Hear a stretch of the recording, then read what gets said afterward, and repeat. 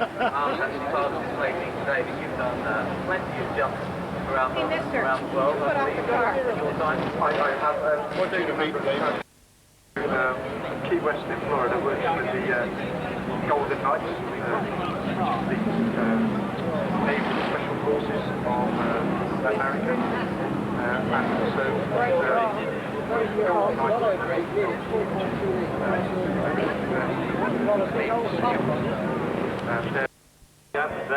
That is Nigel Mansell at the wheel of the Jaguar Sports Car.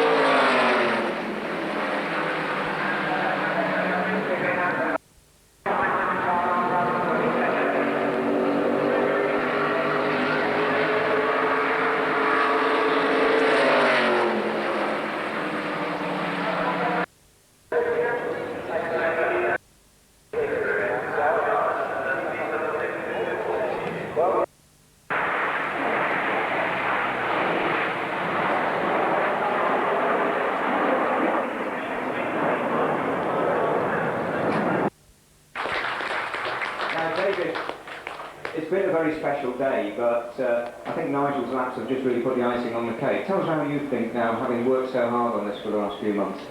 Well, I was almost in tears actually when he was going around on those fast laps, because I knew he was determined to go pretty quick. But my heart was in my mouth. I was very impressed. Now we've just got him coming quietly in here. Ladies and gentlemen, put your hands together for the man who's just driven the fastest ever lap in Great Britain on a racing circuit, Nigel Mansell.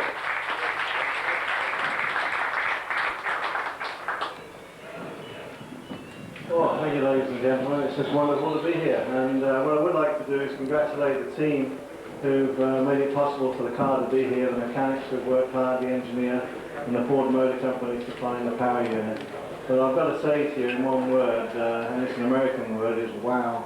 What a circuit, what a brilliant circuit, and to pioneer something like this in England just bodes so well for the future. Now Nigel, until this afternoon, the fastest ever lap on the racing circuit was Heikki in the Williams Honda, 1985, 160.3 miles an hour. You've blown it into the weeds. We reckon 33.009 seconds is 163.6 miles an hour, the fastest man in Britain. Thank you. I mean, I think that's fantastic, and I'll put it into perspective for everybody here assembled. In 1985, Heikki Rosberg was my teammate. Obviously we had Honda power, we had over 1,000 horsepower qualifying, but also in those days we had the qualifying tyre. And at Silverstone was one of the most magnificent circuits in the world until they changed it. Because why? Going around Copse you could go flat. You went through Beckett's at something like 165, 170 miles an hour, then through Churchdown, Hanger Straight, and in qualifying, ladies and gentlemen, then you went flat round Stowe, and then in qualifying you went flat round Club, flat round Abbey, and then up to Woodcut, and then you were back at Copse again.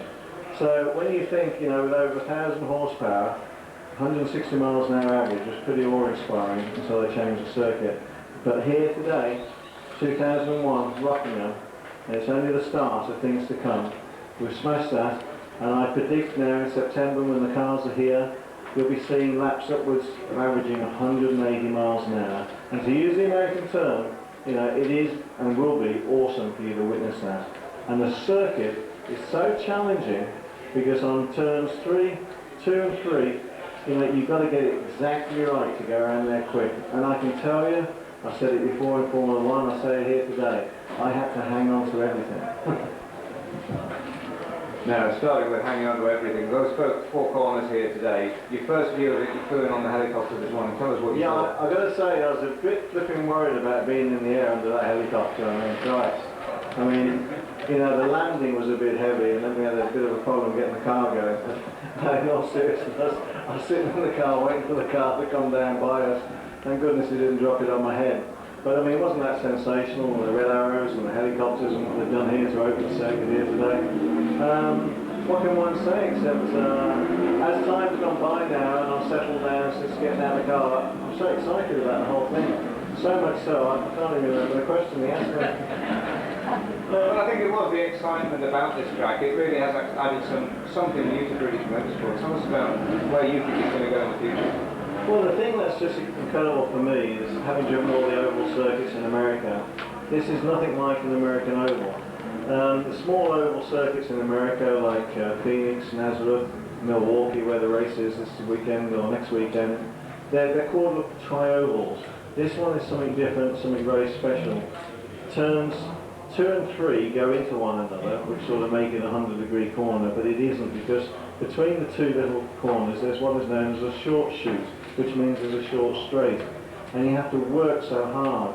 And the thing is, again, is because it's a new circuit, there's not a definitive line, but the circuit has been designed with a banking that I honestly believe, like some super speedways, you can maybe have 1 or 2 or 3 different lines going into the corner, which on a short oval is something which is very interesting. And I for one will think that the race here in September will just be incredible.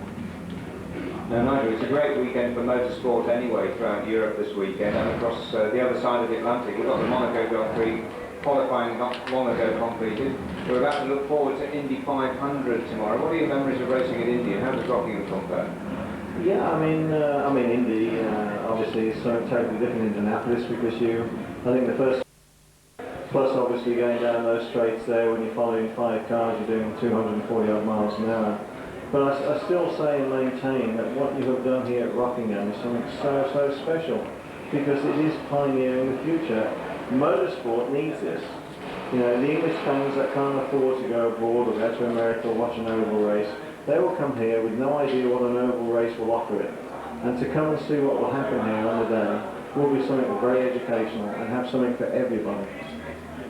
Well, I've got to say the one thing that you have brought across from America is the donuts. Pretty spectacular down on turn 1 and turn 4. David Grace is going to have to do some work to clear those tyre marks off. I mean, what's it like doing those donuts in that car?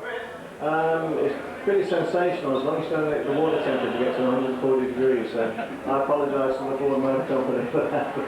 But no, I mean the fans were great, and I have to say I was very excited actually getting to 33 seconds even. I didn't think I was going to do it. I did 2 laps and I got to 34 and 34 and a bit, and I pushed real hard and had to hang on. We didn't have time to make a proper seat for the car, so I was sliding in. And I've got to be honest with you, that's why I did a couple of slow-down laps to try and find a little bit better line, a little bit better grip. And then I gave it one big one at the end there, just with the 33 even. And I said, thank you very much, because I was having a job hanging on to it. Now, it's interesting, when we were talking before you came out for this session, you were in front of Rosanna at that time. You were saying you weren't going to try very hard. I mean, when does the adrenaline start to come back? Well, it's this gentleman here, David. I mean, David Grace has got to be commended because, you know, we spoke and we thought, well, it would be a great idea just to open a circuit, wouldn't it? And then we got talking and, well, what time would you have to do an average speed of 140, 150, 160? And then, of course, you know, Heikki being my teammate in '85 and me obviously remembering a little bit of our history. Well, wouldn't it be great if Rockingham could set the fastest ever qualifying time ever in Europe? You know, and so, you know, we try to do that, and one thing led to another, and it's worked out that way. And I think it's something special for everybody to see the potential for what can be done here. And what you've got to understand is whether there's 26 or 30 cars that come here, to go around at that speed in racing conditions, you've got to remember within 1 or 2 laps, they're lapping one another and they're racing all the time, you know, for the 2-hour race. And that's something which is so different to what Formula 1 is. You'll see overtaking, you'll see 2 abreast, 3 abreast, and you'll see a big bum fight. Well, that is going to be something to look forward to in September, of course. 12,000 fans here today, David. I think every one of them a Mansell fan by the look of it. Nigel, what's it like sort of coming back and seeing all the fans again? I think it's just terrific, but I mean, they haven't come here to see me, they've come to see the event. And the event, I have to say, is stunning. I mean, you know, I hope Rockingham gets all the praise that they deserve, because this is what we're here for today, for the circuit. They're, again, to repeat myself, they're pioneering something great for this country for the future.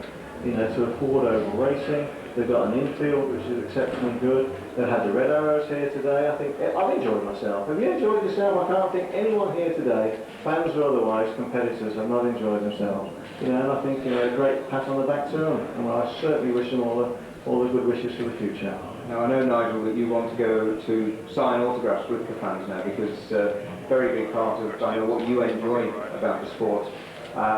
But I think we'll have time just for a couple of quick questions from the floor. Do we have anyone who wants to fire a question at Nigel? Yes, gentleman over to them. To what extent is Northamptonshire the capital of motor racing?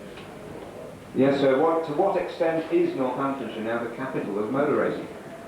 Yeah, I mean it's wonderful, isn't it, that there's such diversity in such a small area. I think it's terrific that you can come to the middle part of the country and see Formula 1 racing, see oval racing, and be so diverse. But I have to say, and this is no disrespect to Brands Hatch, Silverstone and whatever, I mean, to see the facilities here in the grandstands, and, you know, again, not even trying to be prejudiced because it's a fact.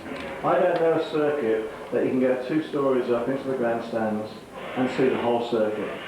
That is phenomenal.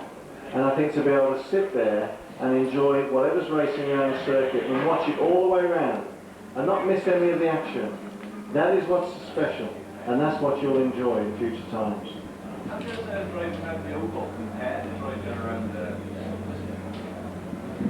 You cannot compare the two. It's just impossible, because an oval you know, it's simple to explain. There's no bailout. What we just did, as fast or as slow as anyone has an opinion about what we've just done on average under 65, you know, if you go right at all, what you're going to do, you're going to hit concrete. Right? On all of the circuits, normal circuits, you have runoffs. You know, if you miss a corner, you can have another to go at it. Here, you've got to be very precise and you've got to get it right. It's an education. And that's why it's so gripping. It keeps your attention. You know, the drivers that are going to come here and race in September, you know, hear me out here, they'll have to concentrate here more than any other oval circuit in America. I think the Americans will actually come here and they'll be amazed what's been achieved here at Rockingham. Do you think that Heikki Rosberg might want to come back and replay this record? Oh, I hope not. No, I mean, I was there with Heikki and it was wonderful what he did. Absolutely, truly amazing. But I think what's amazing here at Rockingham, we didn't have any qualifying tyres. The car was cold out on the circuit. It hasn't been set up. So to actually just go out and do that is a great credit to the team there and to Rockingham. So all credit to them. You talk about the credit to the team and stuff. What preparation did you make to drive on there? I mean, I had six beef burgers last night. The preparation I had was some of the worst.